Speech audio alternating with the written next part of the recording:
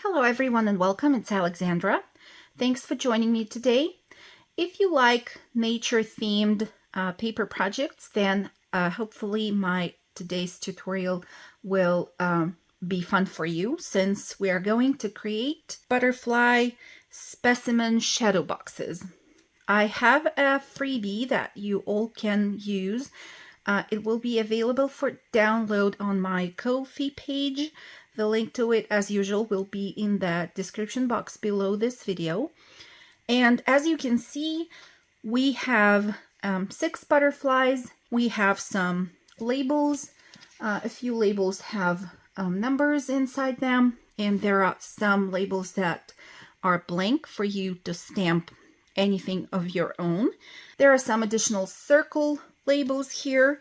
We have 6 butterflies with their actual names included in the black text boxes, and we also have 3 backgrounds that we're going to use for creating our specimen shadow boxes. Besides the digital freebie that you will have to print out, you're also going to need some cardstock, and what we will make are the shadow boxes that look like this. I'm really sorry about the glare, but this is the best that I can do to show you each one of them.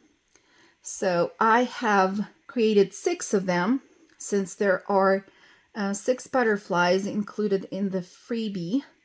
I have used each one of the backgrounds twice to have 6 shadow boxes, and then since each one of the shadow boxes is a separate piece, I decided that I was going to just create a simple paper tray to hold them together in place.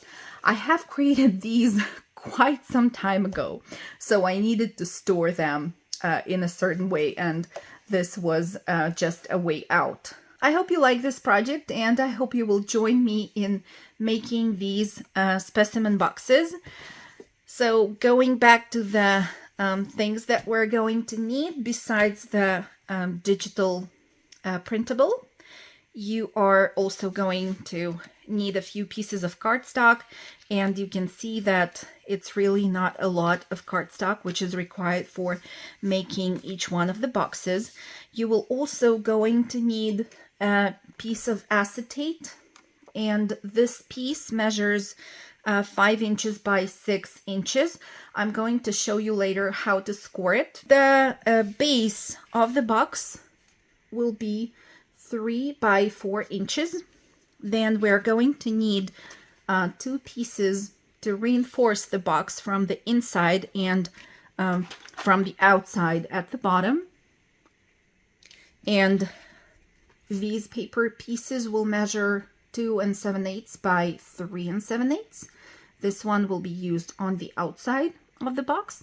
And this piece, which is 2 3/8 by 3 3/8, will be used inside. Then for the longer panels of the shadow box, you will need 2 pieces of paper that measure 4 3/4 by 3 inches.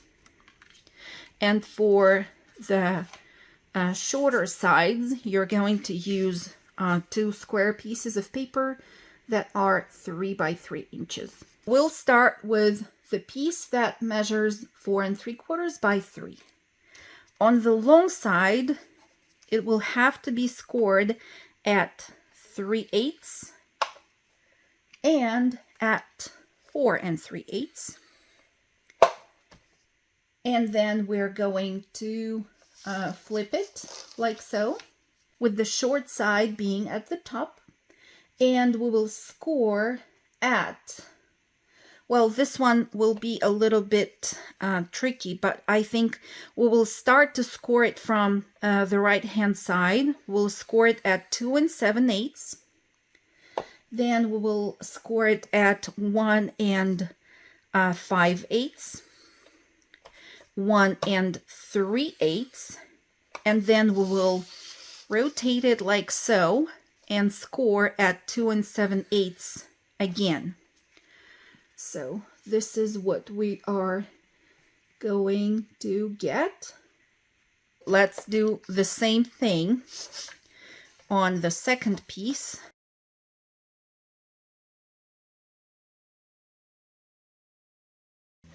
Now we will have to apply some score lines on the square pieces of cardstock, and they will go in a similar way, but still different. So we will start, as previously, from scoring a line at 2 7/8. Actually, let me flip this piece because I will be folding it and I want the measurements to be on the inside.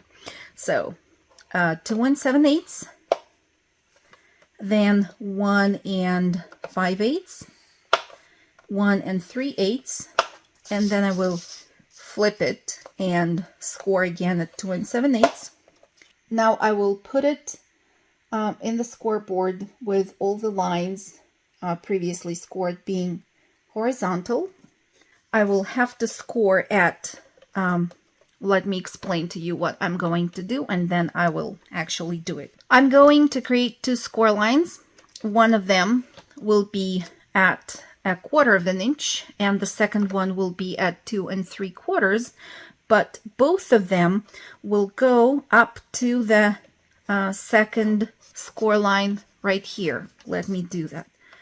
One will go at 1/4 of an inch, and the second one at 2 3/4.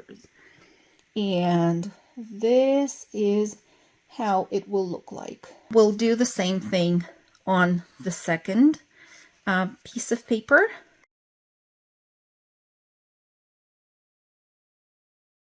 While we still have our scoreboard on the table, let's take our acetate piece.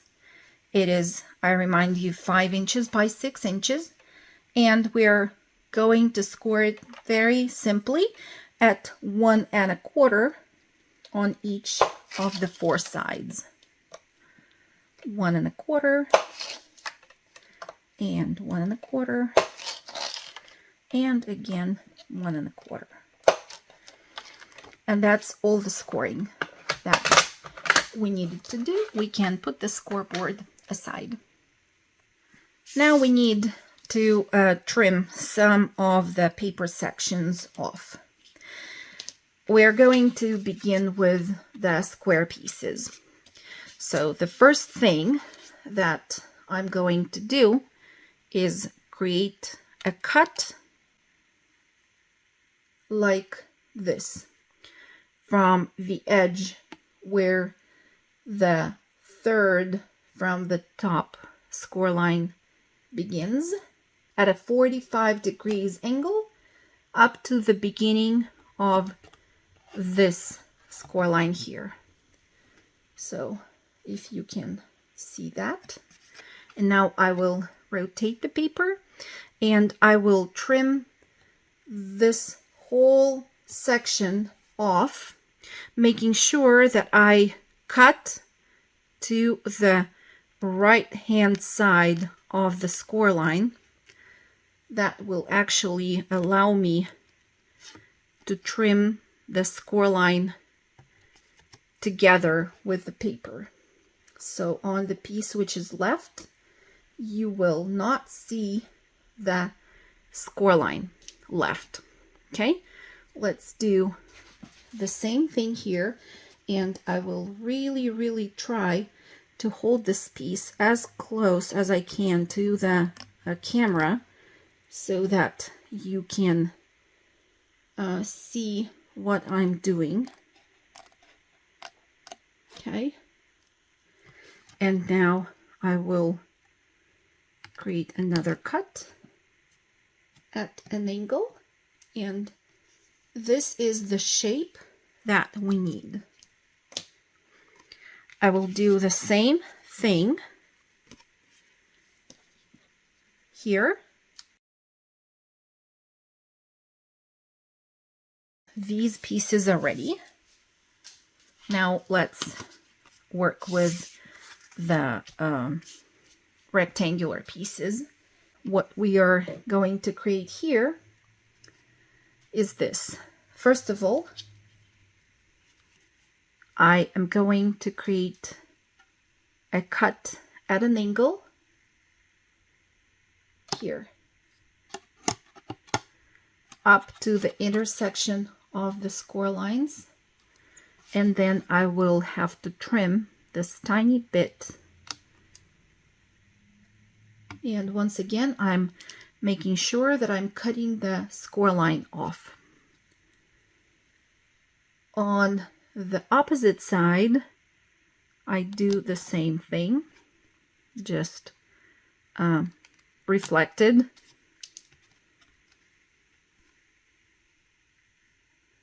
Like so. Next, on the right hand side, I will need again to create a cut at an angle from the edge up to the first score line that goes vertically. And now I will have to trim this whole area together with the score line.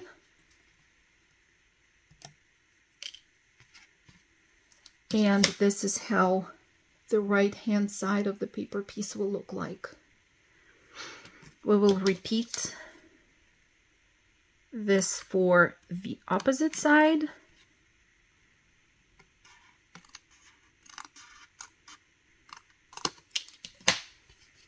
And this is how the paper piece will look like. So let me do the same here.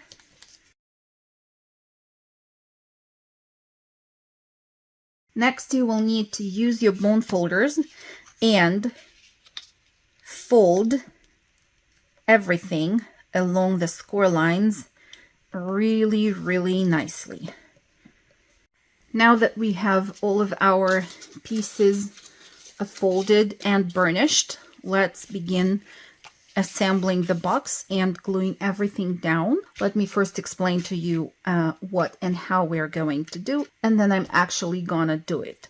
So we're going to apply the glue to this tiny 1/8 of an inch flap right here, the one which is closer to the tabs, and then we're going to glue it to the base of the box, which is 3 by 4 inches, like so, making sure that we do not overlap the fold line of the flap with the 3 by 4 inch paper piece. And then we will do the same on the opposite side. It is very narrow, so just make sure that you don't apply too much glue. Now I'm going to put this piece on the flat surface and cover it with the 3 by 4 inch paper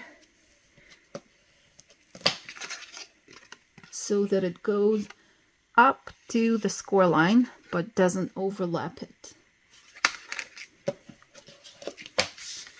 Let's do the same thing on this side. Also add some glue and then cover with the paper up to the fold line. Now on the inside, we're going to glue our shorter pieces, and you will see that the flap of the shorter panels will be glued down right between the folds of the longer panels.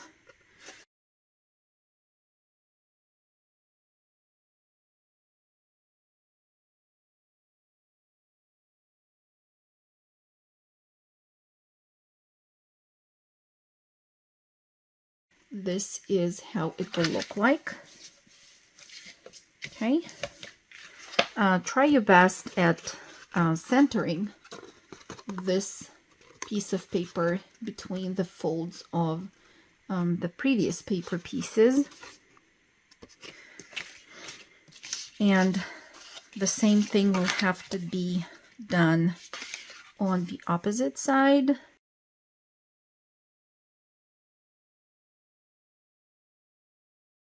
While everything is still flat, I will take a piece of paper which is 2 7/8 by 3 7/8, and I'm going to glue it down on the outside of the box, right here in the center.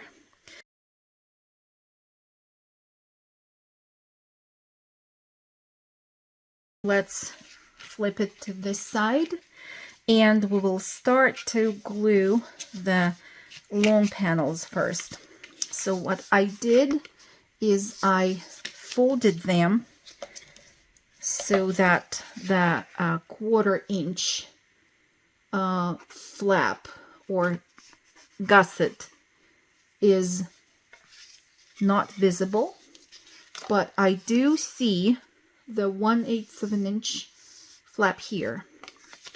And I will do the same on the opposite side. Again, I will just burnish and make sure that this 1/4 inch gusset is facing down. And when I'm saying facing down, I mean that it's not like this, so that you can see it. You will not be able to see it. You will have to fold it like this. Okay, and now we will apply the glue to the 1/8 of an inch flap only. And we will now fold this paper section like so and burnish. And now you can see that 1/4 inch gusset at the top. Burnish really good. Make sure that everything there did glue down. And then when you unfold, this panel will look like so.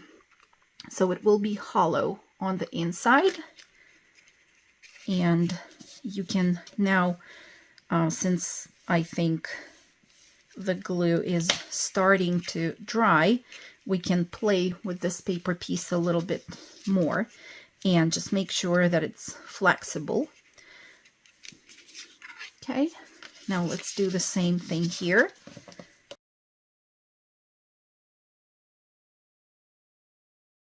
Here are 2 longer sides or panels of our box ready. Now we will next apply the glue to the pair of these flaps, and I do it simultaneously. I find it easier working that way. So you will cover that flap with the shorter panel of the box, and you will make sure that you create straight corners on both sides. Just hold it a little bit with your fingers till the glue starts drying. While the glue is drying here on this side, we can do the same thing on the opposite side.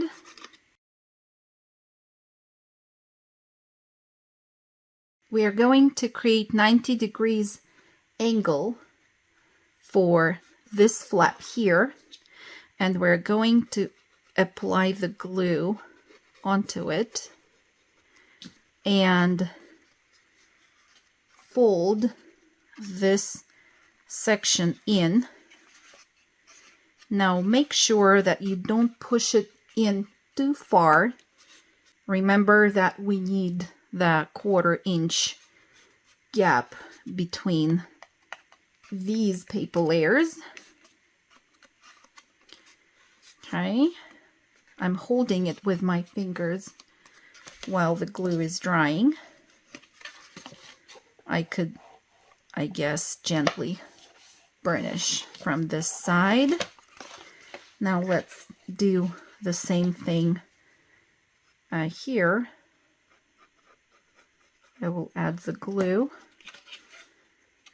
And now, since you create the 90 degrees angle here with the flap, it will be easier for it to find its perfect place when you fold this panel. I'm sure that maybe the first box will not be as easy as your third one, for sure. This is how it was for me. And these flaps are really, really narrow, so it might be a little bit challenging to create them, but I didn't want to create wider flaps, because then the panels of our shadow box would be 1/2 inch wide and not 1/4 inch wide, and it's a completely different look. Our shadow box is ready. We will now work with this last paper layer. One more thing that we didn't do is the lid, the acetate lid for our box. So we have created the square lines, and what we need to do in order to really assemble it and turn it into the lid is cut off each one of those 4 squares. Now, when I'm cutting the squares off, I'm also cutting off the score lines, just the way I showed you before. And I don't think it will be really possible for me to show it to you any better, since this is acetate and it's quite challenging even for me to see what I'm doing here. I usually try to cut acetate above the dark floor that I have in my room, because then I can see it better. I can see the score lines better, I mean. So try to find the way that will work best for you. I am almost done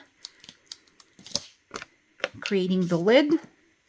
So here we have it. The corner pieces have been trimmed, and I can just fold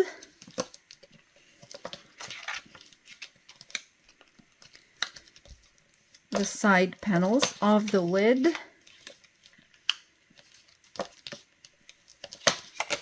I'm using acetate, which is not super thin. It's on a thicker side. As a matter of fact, it's not the acetate that I would use, for example, for creating windows in envelopes or pockets. It's a thicker acetate. And if I will not forget, I will try to include the link to the one that I use here. Let's get back to our printable. I will now cut out the 3 background pieces and 3 butterflies of my choice, and maybe some labels, and get back to you. Okay, I have cut everything out, and I have also distressed the edges of all the pieces with the vintage photo distress ink. Now let's assemble our shadow boxes, and we will start with gluing the background piece to the black cardstock. I like to work with JPEGs when it comes to printables, but for this project, if you're not sure how your printer is going to print everything in terms of size, I have also included a PDF.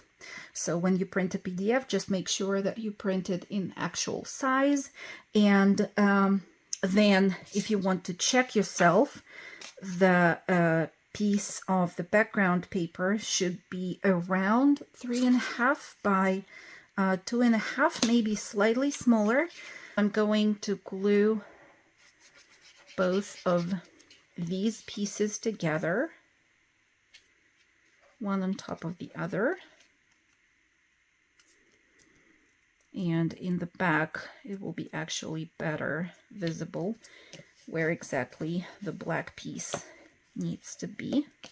Make sure that it fits, but before you actually add the glue and glue it on the inside, I think it will be best to add all the elements that we have for each one of the boxes. So I think I will have the name here at the bottom, and then we can add our labels. I think for this one, actually, green can work better for this one. Okay, something like that. Let me try and zoom in for you. Okay, so let's glue the labels down first.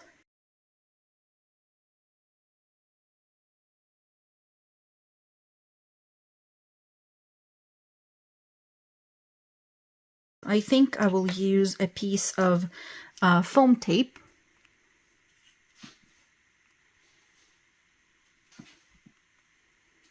And glue it down. Now you can hold by one of the moth's wings when you put this piece inside the shadow box, and then use your fingers to press down and make sure that that background piece stays in place. This looks really, really good. And now I'm ready to add the lid.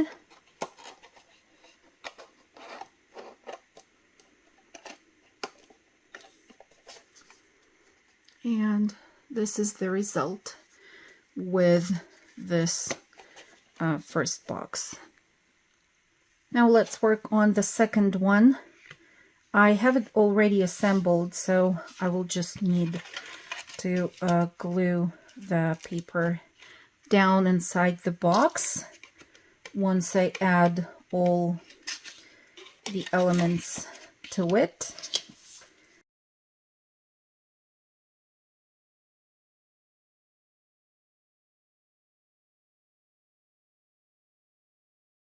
So here is the second box and the lid. Now the butterflies and the backgrounds and everything is sized to fit together.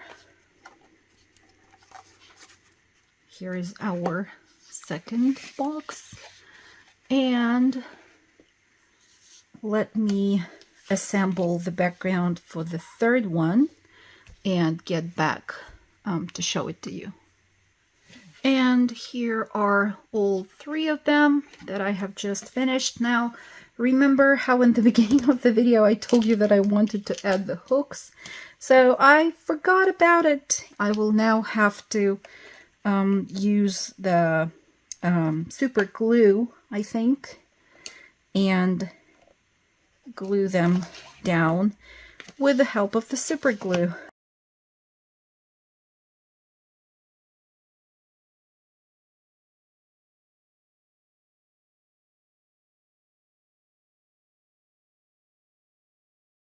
Okay, need to wipe the acetate. Make sure that it's not dusty and covered in glue, because it might be two of the boxes that I have pre-made have been on my desk for, well, half a year for sure, maybe even longer. I'm sure they're doing a happy dance today, and they're really glad that they're finally having a life. Okay guys, we did it. Here are the three boxes that we have just finished making together, and here are 6 more that I have created before. I really like how they look, and I'm excited to hang these ones on the wall in my craft room. Now, let me know what you think. If you get to make any of these, please do tag me on Facebook, on Instagram, or mention me here on YouTube. I will be glad to stop by your channels and leave a comment with some love too. I will also appreciate if you could like this video, in case you really like it, of course, and consider subscribing to my channel if you are not subscribed yet. For today, that is all, and I hope to be back very soon. Bye for now.